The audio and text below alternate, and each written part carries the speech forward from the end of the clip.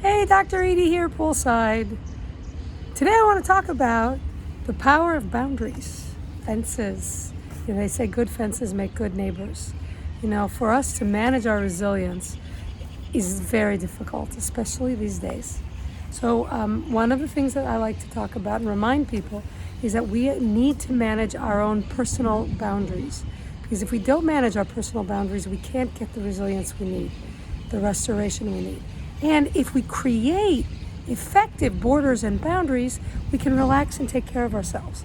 For example, if you say, you know what, I'm going to exercise 20 minutes a day, or I'm going to meditate 20 minutes a day, but it's not on your calendar, you haven't created the boundary conditions to help you make sure that that happens.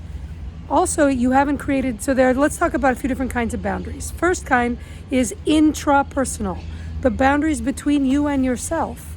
If you don't make the distinction and create the time and create the narrative that helps you say, this is the time that I restore, it's going to make it much more difficult for you to do it because of decision fatigue. You're going to have to keep making the decision. Do I do this now? Do I do this later? Do I do this now? Do I do this later? And that decision fatigue is not only a depleter, but will actually use up time and energy, and you won't be able to get the work done you need to take care of yourself. The second kind of boundary transaction is interpersonal. Boundaries between you and other people.